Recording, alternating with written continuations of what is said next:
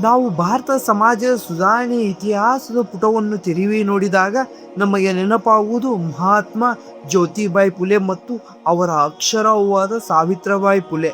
ಇವರಿಬ್ಬರ ಹೋರಾಟದ ಫಲವಾಗಿಯೇ ಇಂದು ನಾವು ಈ ಮಟ್ಟದ ಶಿಕ್ಷಣ ಮತ್ತು ಸಮಾನತೆಯನ್ನು ಕಾಣಲಿದ್ದೇವೆ. ಆದರೆ ನೀವೊಮ್ಮೆ ಯೋಚನೆ ಮಾಡಿದ್ದೀರಾ, ಇಡೀ ಸಮಾಜವೇ ಇವರಿಬ್ಬರ ವಿರುದ್ಧ ನಿಂತಾಗ, ಹೊರಗಿನ ಜಗತ್ತು ಇವರ ಮೇಲೆ ಕಲ್ಲು ಸಗಣಿ ಎಸೆದಾಗ ಇವರಿಗೆ ಧೈರ್ಯ ತುಂಬಿದವರು ಯಾರು? ಈ ಹೋರಾಟದ ಕಿಡಿ ಆರಿ ಹೋಗದಂತೆ ಮನೆಯೊಳಗೆ ಪ್ರೀತಿ ಮತ್ತು ಬೆಂಬಲದ ದೀಪವನ್ನು ಹಚ್ಚಿದವರು ಯಾರು? ಅವರೇ ಕಸ್ತೂರಿಬಾಯಿ ಫುಲೆ.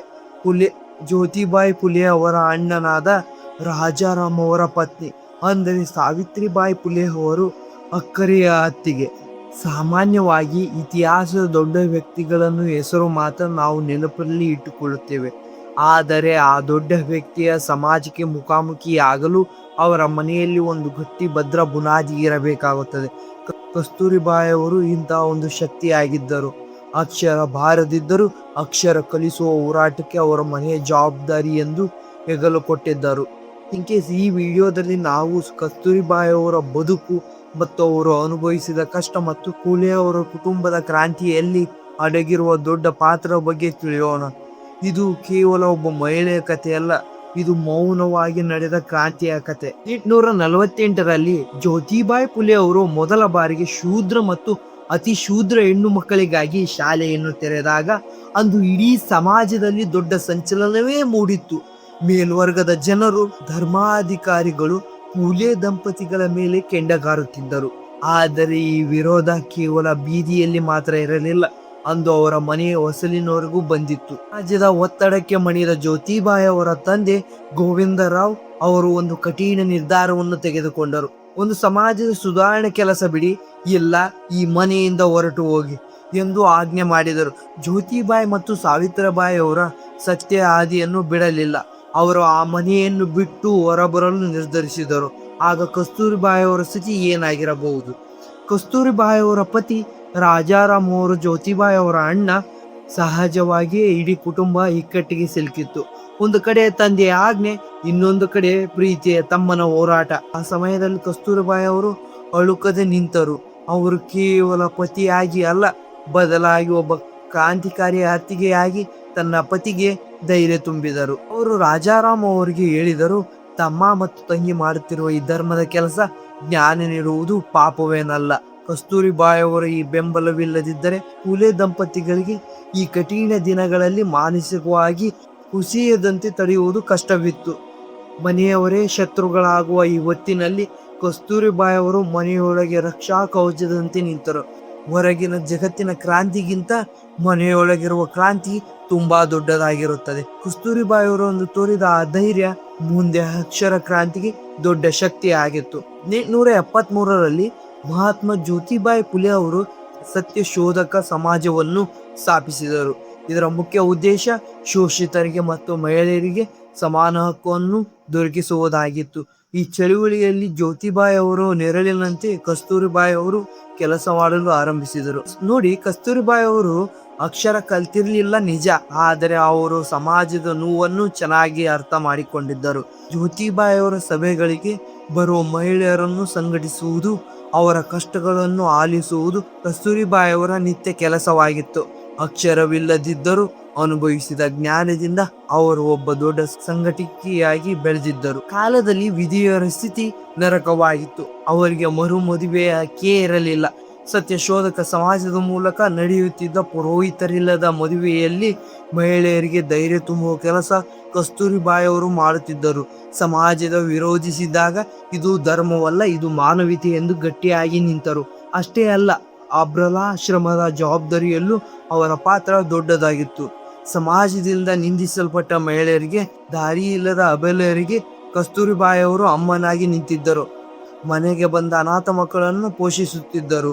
ಅವರಿಗೆ ತುತ್ತು ಅನ್ನ ನೀಡುವವರಲ್ಲಿ ಅವರು ತೋರಿಸುತ್ತಿದ್ದ ಪ್ರೀತಿ ಅನಾದೃಶ್ಯವಾದದ್ದು. ನೀವು ನೆನಪಿಡಿ, ಕಸ್ತೂರಿಬಾಯಿ ಅವರು ಕೇವಲ ಮನೆ ಕೆಲಸಕ್ಕೆ ಸೀಮಿತವಾಗಿದ್ದರೆ ಸಾವಿತ್ರಿಬಾಯಿ ಅವರ ಸಮಾಜದ ದೊಡ್ಡ ದೊಡ್ಡ ಜವಾಬ್ದಾರಿಯನ್ನು ಹೊರಲು ಸಾಧ್ಯವಾಗುತ್ತಿರಲಿಲ್ಲ. ಕಸ್ತೂರಿಬಾಯಿ ಅವರು ಅಕ್ಷರ ಕ್ರಾಂತಿಗೆ ಭದ್ರ ಬುನಾದಿಯನ್ನು ಹಾಕಿದವರು. ಕಾಲಚಕ್ರ ಉರುಳಿತು. 1897 ವರ್ಷ ಬಂದಿತು. ಪುಣೆ ನಗರದ ಇತಿಹಾಸದಲ್ಲಿ ಅಂದು ಅತ್ಯಂತ ಕಪ್ಪು ಚುಕ್ಕೆ ಭೀಕರವಾದ ಪ್ಲೇಗ್ ರೋಗ ಇಡೀ ನಗರವನ್ನೇ ಆವರಿಸಿತ್ತು. ಮನುಷ್ಯರನ್ನೇ ಮುಟ್ಟಲು ಹೆದರುತ್ತಿದ್ದ ಕಾಲವದು. ಬೀದಿಗಳಲ್ಲಿ ಸಾವು ತಾಂಡವಾಡುತ್ತಿತ್ತು. ಜನರು ತಮ್ಮ ಪ್ರಾಣವನ್ನು ಉಳಿಸಿಕೊಳ್ಳಲು ಮನೆ ಮಠ ಬಿಟ್ಟು ಊರು ಬಿಟ್ಟು ಓಡುತ್ತಿದ್ದರು. ಆದರೆ ಇಂತಹ ಸಾವಿನ ನಡುವೆಯೂ ಇಬ್ಬರು ಮಾತ್ರ ಊರು ಬಿಟ್ಟಿರಲಿಲ್ಲ. ಒಬ್ಬರು ಸಾವಿತ್ರಿಬಾಯಿ ಪುಲೆ, ಇನ್ನೊಬ್ಬರು ಕಸ್ತೂರಿಬಾಯಿ ಪುಲೆ. ಈ ಇಬ್ಬರು ಸೇರಿ ಪ್ಲೇಗ್ ಪೀಡಿತರಿಗೆ ಒಂದು ಆಸ್ಪತ್ರೆಯನ್ನು ತೆರೆದರು. ಸಾವು ಮುಂದೆ ಇದ್ದರೂ ಅವರು ಹೆದರಲಿಲ್ಲ. ಒಮ್ಮೆ ಯೋಚಿಸಿ ನೋಡಿ, ಇಂದಿನ ಕಾಲದಲ್ಲಿ ಸಣ್ಣ ಜ್ವರ ಬಂದರೆ ಸಾಕು, ನಾವು ದೂರ ಸರಿಯುತ್ತೇವೆ. ಕಸ್ತೂರಿಬಾಯಿಯವರು ಅಂದು ಪ್ಲೇಗ್ ರೋಗಿಗಳ ಮಲಮೂತ್ರವನ್ನು ಸ್ವಚ್ಛ ಮಾಡುತ್ತಿದ್ದರು. ರೋಗಿಗಳು ಕ್ಯೂ ತುಂಬಿದ ಬಟ್ಟೆಯನ್ನು ತಮ್ಮ ಕೈಯಾರೆ ಒಗೆಯುತ್ತಿದ್ದರು. ರೋಗದಿಂದ ನರಳಾಡುತ್ತಿರುವವರಿಗೆ ಪ್ರೀತಿಯಿಂದ ತುತ್ತು ಅನ್ನವನ್ನು ನೀಡುತ್ತಿದ್ದರು. ವೈದ್ಯರ ಚಿಕಿತ್ಸೆಗಿಂತಲೂ ಮಿಗಿಲಾಗಿದ್ದು ಕಸ್ತೂರಿಬಾಯಿಯವರ ಮಮತೆ ಮತ್ತು ರೋಗಿಗಳಿಗೆ ಬದುಕುವ ಆಸೆಯನ್ನು ಚಿಗುರಿಸುತ್ತಿತ್ತು. ಕಸ್ತೂರಿಬಾಯಿಯವರಿಗೆ ಅಂದು ಒಬ್ಬ ಮಗ ಕೂಡ ಇರಲಿಲ್ಲ. ಇಡೀ ಸಮಾಜದ ರೋಗಿಗಳೇ ಅವರ ಮಕ್ಕಳಾಗಿದ್ದರು. ತನ್ನ ಜೀವಕ್ಕೆ ಅಪಾಯವಿದೆ ಎಂದು ತಿಳಿದರೂ ಅವರ ಸೇವೆ ಆದಿಯಿಂದ ಹಿಂದೆ ಸರಿಯಲಿಲ್ಲ.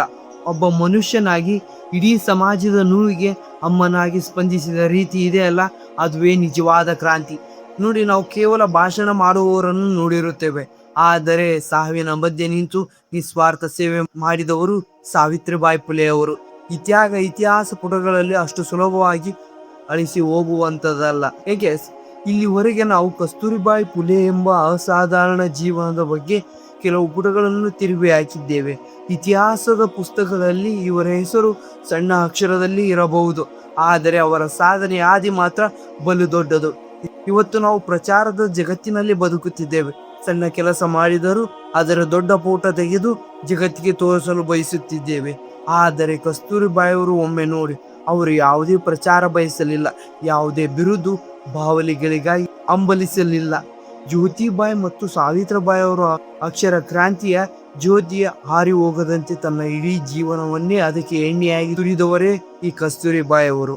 ಒಂದು ದೊಡ್ಡ ಸಾಮಾಜಿಕ ಬದಲಾವಣೆ ಅಥವಾ ಯಶಸ್ಸಿನ ಹಿಂದೆ ಯಾವಾಗಲೂ ಒಬ್ಬ ವ್ಯಕ್ತಿಯೇ ಇರುವುದಿಲ್ಲ. ಆ ವ್ಯಕ್ತಿಯ ಬೆನ್ನಿನಿಂದ ನಿಂತು ಮನೆಯ ಜವಾಬ್ದಾರಿ ಹೊತ್ತು ಕಷ್ಟದ ಸಮಯದಲ್ಲಿ ಧೈರ್ಯ ತುಂಬುವ ಕಸ್ತೂರಿಬಾಯಿ ಇದ್ದೇ ಇರುತ್ತಾರೆ. ಇಂದಿನ ಪೀಳಿಗೆಗೆ ಇವರ ಜೀವನ ನೀಡುವ ಸಂದೇಶ ಒಂದೇ: ಸೇವೆ ಎಂಬುದು ಕೇವಲ ವೇದಿಕೆ ಮೇಲೆ ನಿಂತು ಮಾಡುವುದಲ್ಲ, ಅದು ತೆರೆಯ ಮರೆಯಾಗಿಯೂ ಮೌನವಾಗಿ ಮಾಡುವ ಕಾಯಕ. ನಾವು ಇವತ್ತು ಸ್ವತಂತ್ರವಾಗಿ ಓದುತ್ತಿದ್ದೇವೆ, ಮತ್ತು ಸಮಾಜದಲ್ಲಿ ಸಮಾನತೆಯಿಂದ ಬದುಕುತ್ತಿದ್ದೇವೆ ಎಂದರೆ ಅದಕ್ಕೆ ಪೂಲೆ ಅವರ ಕುಟುಂಬದ ಈ ಮೂವರು ರತ್ನಗಳ ತ್ಯಾಗವೇ ಕಾರಣ. ಕಸ್ತೂರಿಬಾಯಿಯವರು ಅಂದು ತೋರಿದ ಹಚ್ಚಲ ಬೆಂಬಲ ಮತ್ತು ನಿಸ್ವಾರ್ಥ ಸೇವೆಗೆ ನಾವು ಸದಾ ಚಿರಋಣಿಯಾಗಿರಬೇಕು.